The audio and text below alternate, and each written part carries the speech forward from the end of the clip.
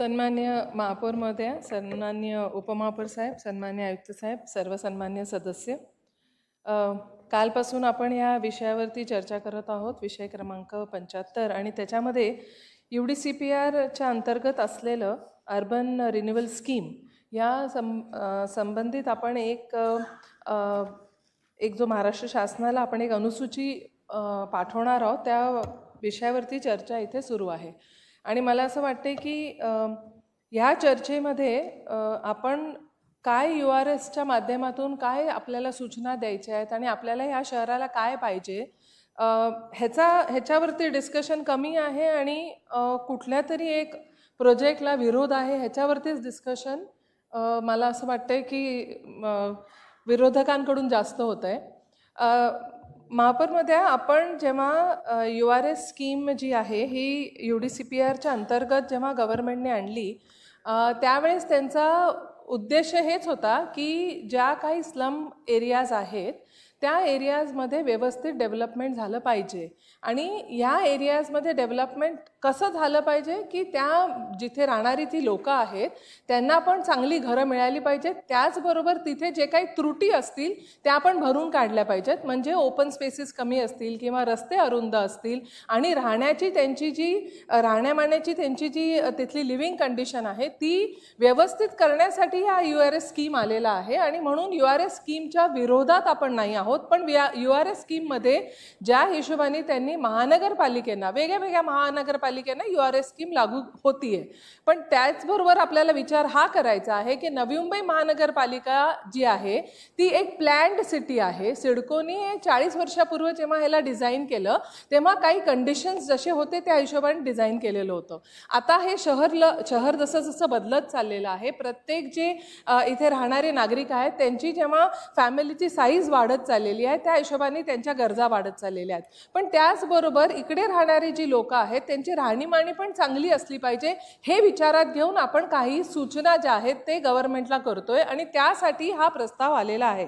आणि म्हणून माझे या प्रस्तावावर बोलताना मॅडम मला हीच विनंती आहे की हा प्रस्ताव जो आहे ह्याच्यावरती खूप महत्त्वाचं होतं ही चर्चा घडून आणणं. कारण सिडकोनी जेव्हा हे शहर डिझाईन केलं आणि आत्ता या शहराची जी परिस्थिती आहे, आता अशा आपण कंडिशनमध्ये आलेलो आहोत की आपल्याकडे अनेक बिल्डिंग ज्या आहेत त्या रिडेव्हलपमेंटला आलेल्या आहेत. रिडेव्हलपमेंट करताना प्रत्येकाला मोठं घर पाहिजे ही आपली नागरिकांची सगळ्यात पहिली मागणी हीच आहे की आम्हाला मोठं घर पाहिजे. पण आपण बघतोय की रिडेव्हलपमेंटमध्ये फक्त विचार मोठ्या घराचा होत नाहीये. ह्याच्यामध्ये आता जे आपण बघतोय ते असं होतंय की प्रत्येक बिल्डिंगमध्ये जर का ती आता 5 मजल्याची बिल्डिंग आहे किंवा 6 मजल्याची बिल्डिंग आहे ती 17-18 मजल्याच्या ह्या बिल्डिंग व्हायला लागलेल्या आहेत. लोकांना घरं तर मिळत आहेत मोठी, पण त्याचबरोबर जे शहराची जी कॅरिंग कॅपॅसिटी आहे त्याच्यावर खूप मोठा बोजा येतोय. कारण जनसंख्या जी आहे ती खूप मोठ्या प्रमाणात वाढणार आहे. आणि म्हणून ह्याच्यावर चर्चा करणं गरजेचं आहे की ह्या शहरामध्ये राहणारी जी लोक आहे ह्यांना एक्झॅक्टली काय पाहिजे. तर माझं असं म्हणणं आहे की क्रिसिल रिपोर्टच्या बद्दल काल बोलणं चाललेलं. क्रिसिल रिपोर्टने अज्युम केलेलं की 2040 किंवा 45 पर्यंत आपल्याकडे एक 28 लाखाचं पॉप्युलेशन होऊ शकतं, ज्या प्रमाणात वाढत चाललेलं आहे या शहराची जनसंख्या. मग जर का ती कॅरिंग कॅपॅसिटी आपली तेवढी त्याप्रमाणे त्यावेळेस नसेल तर ह्या शहरात राहणाऱ्या लोकांची राहणीमानी चांगली असू शकते का? घर मोठं झालं म्हणूनच सगळं चांगलं झालं असं आहे का? नाही आहे. कारण तुम्ही घराच्या बाहेर पडता ना, आपण घराच्या बाहेर पडल्यानंतर रस्ते पण प्रशस्त असले पाहिजे. आपल्या ज्या गाड्या वाढलेल्या आहेत त्यांना पार्किंगची जागा मिळाली पाहिजे. तिथे राहणाऱ्या लोकांना गार्डन पाहिजे, तिथे राहणाऱ्या लोकांना शाळा पाहिजे, तेवढ्याच प्रमाणात हॉस्पिटल पाहिजे, त्या हॉस्पिटलमध्ये तेवढ्याच प्रमाणात बेड पाहिजे, तेवढ्याच प्रमाणात बाकी सगळ्या सोयी पाहिजे. कारण पाणी लागणार आहे, सगळ्यात गरजेचं असतं ते पाणी असतं. दुसरं मलनिसरण कसं वाहून नेणार आपण बाहेर या शहराच्या, जर का त्या मलनिसरण वाहिन्या ज्या आहेत त्याच पुरे पडणार नसतील तर. आणि म्हणून आमचं म्हणणं आहे की आपण ह्या शहरामध्ये वेगळ्या प्रकारे रिडेव्हलपमेंट अलाउड करतोय. कसं काय? एक सेल्फ रिडेव्हलपमेंट आपण म्हणतोय ज्याच्यामध्ये ज्या लोकांना परवडते त्या बिल्डिंग स्वतः ह्या आपल्या जे त्यांची बिल्डिंग आहे त्याचं रिडेव्हलपमेंट करतायत, ते स्वतःचे पैसे लावतात आणि रिडेव्हलपमेंट करतायत. ते सेल्फ रिडेव्हलपमेंट एक प्रकार आहे. दुसरा जो रिडेव्हलपमेंट आहे ते कुठल्या तरी बिल्डरला बरोबर घेऊन त्यांना काही प्रमाणात त्याचा थोडासा पार्ट देऊन स्वतःला मोठं घर घेणं आणि बाकीचं विकणं हे सेकंड पार्ट आहे. आणि थर्ड जे आहे हे क्लस्टर डेव्हलपमेंट किंवा URSच्या माध्यमातून जे आता नवीन आलेलं आहे ते गावठाणं आणि स्लमसाठी हा सुटेबल असा आहे, कारण त्याचे क्लिअर इंडिकेशन्स जे आहेत URSचे ते हेच आहेत की आपल्याला ह्या स्लममध्ये राहणारी जी लोकं आहेत किंवा गावठाणांमध्ये लोकं राहणारी आहेत त्यांच्यासाठी ही स्कीम जास्ती सुटेबल आहे. आणि त्याच्यासाठी म्हणूनच त्यांनी URS मध्ये पण हेच म्हटलेले की 18 मीटरच्या वरचा रोड असणारं आणि 10,000 स्क्वेअर मीटरच्या वरचा प्लॉट असणारा जो एरिया आहे तो URS मध्ये घ्यायचा आहे. तर आमचं म्हणणं आहे की जर का हे असं करायचं असेल आपल्याला तर हे जिथे LIG एरियाज आहेत, जिथे गावठाण आहेत आणि जिथे स्लम एरिया आहे तिथे हे सुटेबल होणार आहे. शहरी भागांमध्ये आत्ताही आपण बघतोय की आपलं जसं प्लॅन्ड सिटी आहे तर एक पर्टिक्युलर रस्त्यांची आपण विड्थ दिलेली आहे. प्रत्येक वेळेस रिडेव्हलपमेंट करताना आपल्याला काय बघायला लागते की त्या रस्त्याची रुंदी किती आहे, त्याप्रमाणे आपण रिडेव्हलपमेंट प्लॅन करतोय. मग रिडेव्हलपमेंट प्लॅन करत असताना सगळ्यात महत्त्वाचं काय असणार आहे की जे सिडकोनी या शहराचं प्लॅनिंग केलेलं त्या हिशोबाने त्यावेळेसची पॉप्युलेशन जर का 6 लाख होती तर आता जर का होणारी पॉप्युलेशन 28 ते 30 लाख आहे. तर मग पूर्ण प्रत्येक नोडचं रिडेव्हलपमेंट आणि रिप्लॅनिंग करायला लागणार आहे. रिप्लॅनिंग म्हणजे काय करायला लागणार आहे की आपल्याला त्या नोडमध्ये रस्ते किती रुंदीचे आहेत, 9 मीटरचे किती रस्ते आहेत, 15 मीटरचे किती आहेत किंवा 6 मीटरचे किती आहेत ह्याचं पहिले आपल्याला एक स्टडी करावं लागणार आहे. तिथे राहणारे प्रत्येक सेक्टरमधली किती जनसंख्या आहे, तिथे किती माळ्याची बिल्डिंग आहे, तिथे किती गार्डन आहे, तिथे खेळाचे मैदान किती आहेत आणि तिथे शाळा किती आहेत किंवा हॉस्पिटल किती लांब आहे ह्याचं आपल्याला परीक्षण करावं लागणार आहे. आणि हे सगळं करून आपल्याला एक नोड निहाय डेव्हलपमेंटचा प्लॅन बनवायला लागणार आहे. असं कुठल्याही सेक्शनला उचलायचं एका नोडमधल्या, जसं आता उचलायचा प्लॅन केलेला आहे आणि हे जो प्रस्ताव आपल्या महानगरपालिकेच्या माध्यमातून ही जी अधिसूचना झालेली आहे रिलीज, ज्याच्यावरती त्यांनी आता सजेशन ऑब्जेक्शन मागितले आहेत, तर त्याप्रमाणे त्यांनी फक्त एकच छोटासा पार्ट उचलला आहे आणि त्याच्यामध्येच ते म्हणतायत की 18 मीटरचे रोड आम्ही बनवू. तिथे आता 18 मीटरचे रोड नाही आहेत, तिथे 18 मीटरचे रोड बनवू. जेव्हा ते असं म्हणतायत की तेव्हा बनवू आणि त्याच्यानंतर आम्ही ह्याला इथे डेव्हलप करू, तर ते 18 मीटरचे रोड बनणार कसे? आजूबाजूला दुसऱ्या सोसायटीज पण आहेत ना, तुम्ही कोणाचा एरिया घेणार आहात? बरं, त्याच एरियामध्ये जर का तुम्ही हे करणार आहात तर मग बाकीच्या एरियाचे रस्ते काय असतील, किती मीटरचे असतील? मग म्हणजे तुम्ही एका URS स्कीममध्ये एका जो प्रोजेक्टला उचलल्यानंतर त्या प्रोजेक्टसाठी तुम्ही 18 मीटरचे रस्ते कराल आणि त्याला बाजूला असणारे मग बाकीचे सगळे जे एरियाज असतील त्यांना तुम्ही 9 मीटरचे आणि 15 मीटरचेच रस्ते कराल. ती वाहनांची कोंडी होणार नाहीये का त्याच्यावरतून? आणि म्हणून ह्याच्यासाठी जर का आपल्याला ह्याला प्लॅनिंग करायचं झालं तर पहिले सगळ्यात महत्त्वाचं आहे की नोड निहाय ह्याचं प्लॅनिंग झालं पाहिजे आणि त्याच्यानंतर त्याच्या अंतर्गत असलेले जेवढे काही LIG स्कीम्स आहेत किंवा स्लम्स आहेत किंवा दुसरे कुठलेही पॉकेट्स आहेत जिथे क्लस्टर पॉसिबल आहे किंवा URS पॉसिबल आहे, त्याच्यानंतर त्याचं प्लॅनिंग होणं गरजेचं आहे. दुसरं असं की आपण म्हणतोय की ह्याच्यासाठी URS मध्ये गव्हर्नमेंटनी एक हाय पॉवर कमिटी बनवलेली आहे. हाय पॉवर कमिटीमध्ये फक्त जे वेगळ्या विभागाचे अधिकारी आहेत ते घेतलेले आहेत. ह्याच्यामध्ये जे इथे राहणारे नागरिक आहेत त्यांचं रिप्रेझेंटेशन खूप महत्त्वाचं आहे. कारण मी या शहरात राहते, मला माहिती या शहरामध्ये मला काय पाहिजे, माझी मुलं या शहरामध्ये ह्याच्या पुढे राहणार आहेत आणि त्यांच्या गरजा काय आहेत त्या बघायच्या आहेत आपल्याला.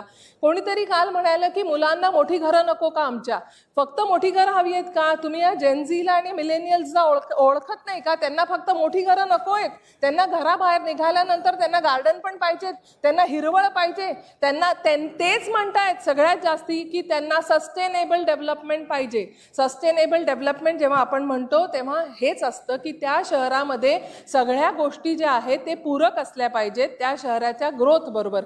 जर का तुम्ही फक्तच जनसंख्या वाढवताय, मोठ्या 70 माळ्या टावर्स, तुम्ही 70 माळ्याचे टावर्स बनवताय आणि जनसंख्या वाढवताय, मग त्याच मुलांना पुढच्या जनरेशनला पाणी मिळणार नाहीये, चांगले रस्ते मिळणार नाहीये, गार्डन मिळणार नाहीये. असं म्हटलं जातं की प्रत्येक माणसाने स्वतःच्या घराच्या बाहेर बघितलं की त्याला 3 झाडं तरी दिसली पाहिजे, त्याच्या आजूबाजूला 300 मीटरवर गार्डन असलं पाहिजे. ह्या सगळ्या सोयी करायच्या झाल्या तर आपल्याला कुठली जनसंख्या अशी अमाप वाढली तर हेच चालणार नाहीये. ह्या शहराचं भवितव्य तेव्हाच सुरक्षित असेल जेव्हा आपण ह्याला जसं सिडकोनी ह्याला प्लॅन केलेलं तसं आता पालिका ही प्लॅनिंग अथॉरिटी असल्यामुळे महानगरपालिकेची आता जबाबदारी आहे की पुढचं जे प्लॅनिंग होईल पुढच्या 20-25 वर्षाचं ते महानगरपालिकेने पण तसंच सुनियोजित प्लॅनिंग केलं पाहिजे. आणि जेव्हा महापालिकेची ही रिस्पॉन्सिबिलिटी आहे, आपण सगळे निवडून आलेलो प्रतिनिधी, आपली रिस्पॉन्सिबिलिटी आहे ही की आता पुढचं जेव्हा प्लॅनिंग होईल तेव्हा असंच आपण कुठेही 3,000 घरांचे 9,000 घरं किंवा 2,000 घरांची 10,000 घरं हे आपण करू शकत नाही.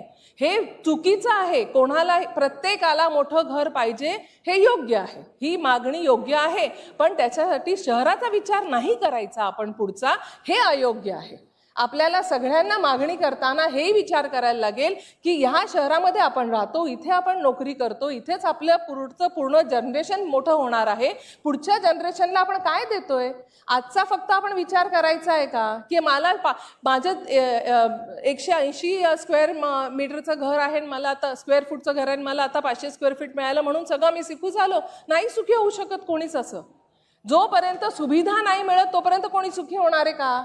पाणी नाही मिळणार तुम्हाला, तुमचे जे सीवर लाईन्स आहेत त्या सारख्या चोक होत राहतील आणि त्याच्यानंतर तुमच्याकडे आत्ताच लाईटचे इश्यू झालेले आहेत. सगळीकडे इलेक्ट्रिसिटी जी आहे ती आपल्याला पहिले असं होत नव्हतं, पण महिन्यातून 2दा-3दा तरी लाईट आपल्याकडे नसते. हा सगळा पूर्ण विचार करणं हे गरजेचं आहे. म्हणून URS असं एकदमच न विचार करता लागू करणं हे योग्य नाही आहे या शहरासाठी. आणि म्हणून जर का 3 वेगळ्या पद्धतीने आपल्याकडे रिडेव्हलपमेंट होत असेल तर सेल्फ रिडेव्हलपमेंट हे ज्या भागामध्ये शक्य असेल तिथे आपण एन्करेज केलं पाहिजे. त्यामुळे लोकांना मोठी घरं त्यांच्याच खर्चाने ते बांधतील आणि ते मोठी घरं त्यांना मिळतील. दुसरं जे बिल्डरकडून पण आपण जेव्हा करतोय तर या HPCच्या माध्यमातून त्यांच्या बिल्डर्स जे आहेत हे त्या HPCला स्वतःचं प्रेझेंटेशन देत आहेत. बिल्डर फक्त स्वतःचा फायदा बघणार आहे. आता पण जे डिझायनिंग झालेलं आहे या प्रोजेक्टचं तर त्यांनी ऑब्व्हियसली स्वतःच्या मर्जीप्रमाणे स्वतःला जसा जास्ती फायदा होतो तसं डिझाईन प्रेझेंट केलेलं आहे.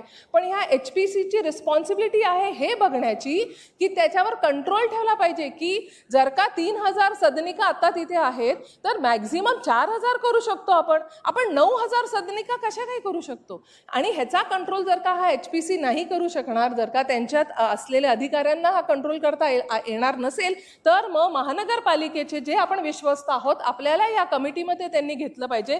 कारण ह्या शहराचं पुढची जबाबदारी आपली आहे. आपल्याला निवडून दिलेले लोकांनी हेच आपली जबाबदारी आहे की आपण त्यांच्यासाठी ज्या काही सुविधा आहेत त्या योग्य करू शकू. आणि म्हणून ह्याच्यासाठी हा जो बिल्डर ह्याला मिसयूज करेल, ह्या URS स्कीमला बिल्डर्स मिसयूज करतील, तो मिसयूज आपल्याला टाळायचा आहे.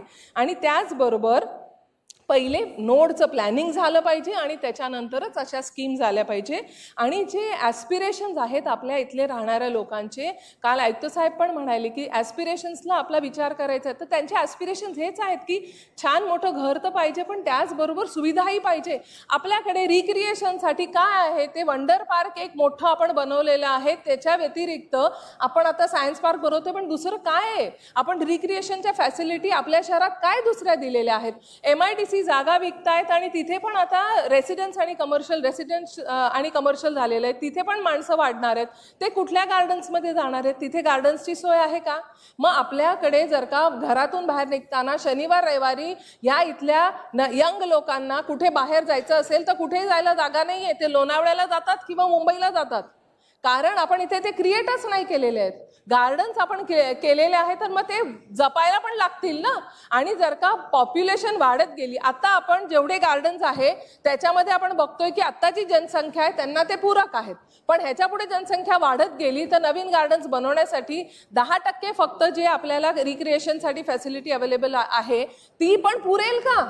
जर का आपण एवढ्या टक्क्याने जर का आपण FSI वाढवत गेलो किंवा तेवढ्या जास्ती टक्क्याने आपण फ्री स्पेस यूज देत गेलो बिल्डरला तर ती पण आपल्याला पुरणार नाही आहे. आणि म्हणून ह्याच्यावरती विचार करून एक सस्टेनेबल ग्रोथ प्लॅन ह्या शहराचा झाला पाहिजे. इथे राहणाऱ्या नागरिकांना सुविधा मिळायला पाहिजे, इथेच नोकऱ्या पण मिळायला पाहिजे आणि ह्या शहरात राहताना ते आनंदाने राहिले पाहिजेत. लिव्हेबल सिटीचा अर्थ असतो की ह्या शहरामध्ये सुविधा चांगल्या आहेत आणि आनंद मिळतो. ह्या आपण जसं आता आपण मुंबईवरून नवी मुंबईत आल्यानंतर जसा आपल्याला आनंद वाटतो की आता स्वच्छ शहरात आपण येतोय आपल्या परत, सुनियोजित रस्ते आहेत, आता ह्या सुनियोजित रस्त्यांवरती ट्रॅफिक जसा वाढत चाललेला आहे तो पुढच्या 10 वर्षांनी कसा असेल ह्याचा विचार आता करणं गरजेचं आहे. आणि म्हणूनच जोपर्यंत आपण पूर्णपणे महानगरपालिकेला या प्लॅनिंगमध्ये आपण त्यांना इन्व्हॉल्व करत नाही, या HPCच्या माध्यमातून महानगरपालिकेचे कोणी पण विश्वस्त जे आहेत ते निवडून आलेले प्रतिनिधी त्यांना घेत नाही किंवा नागरिकांना घेत नाही, तोपर्यंत हा जो प्रपोजल आहे हे करणं आपल्यासाठी घातक आहे. आणि म्हणून ह्या शहरासाठी आणि पुढचा विचार करताना आपल्याला असे जे प्रपोजल आहे ते पुढे आपल्याला विचार केल्याशिवाय आपल्याला अलाव करणं चुकीचं होईल, एवढीच माझं आपल्याला म्हणणं आहे मॅडम. आणि म्हणून मी आपल्याला विनंती करते की आत्ता हा जो प्रपोजल आलेला आहे ज्याच्यावरती सजेशन आणि ऑब्जेक्शन मागितलेले आहेत, तर आपल्याला नागरिकांना आपल्याला आवाहन करावं लागेल की हे तुम्ही प्रपोजल जे आहे ते वाचा. 18 मीटरचा रोड नसताना सुद्धा हे प्रपोजल आपण एक बनवतोय. 10,000 स्क्वेअर मीटरची त्यांनी जर का जे काही आहे ती क्रायटेरिया फुलफिल केला असला तरी आजूबाजूचे त्यांच्या राहणारे जे नागरिक आहेत त्यांना किती त्रास होणार आहे, त्यांनी पण ह्याच्यावरती विचार करायला पाहिजे. आणि तिथे राहणाऱ्या नागरिकांना ज्यांना ह्याचा फायदा होणार आहे त्यांनी पण शहराचा पहिले विचार करायला पाहिजे, कारण ते प्रथम ह्या शहराचे नागरिक आहेत आणि ह्या शहराचा जे काही फॅसिलिटीज आहेत त्याचे उपभोग ते आता घेत आहेत. आणि म्हणून त्यांनी पण या शहराचा विचार करावा अशी मी आपल्याला विनंती करते. आणि ह्या प्रपोजलच्या माध्यमातून आपल्याला गव्हर्नमेंटला हेच सांगायचं आहे, राज्य शासनाला, की तुम्ही प्रत्येक शहराला सेम ट्रीटमेंट नाही देऊ शकत. प्रत्येक शहर वेगळं शहर आहे, प्रत्येकाचं प्लॅनिंग वेगळं आहे, प्रत्येकाकडे पाणी पुरवठा, मलनिसरण, शाळा, गार्डन हे वेगवेगळ्या प्रमाणात आहे. आणि म्हणून तसं शहर आहे त्याप्रमाणे ह्याचं URSचं जे आहे ॲप्लिकेशन तिथे झालं पाहिजे. धन्यवाद मॅडम.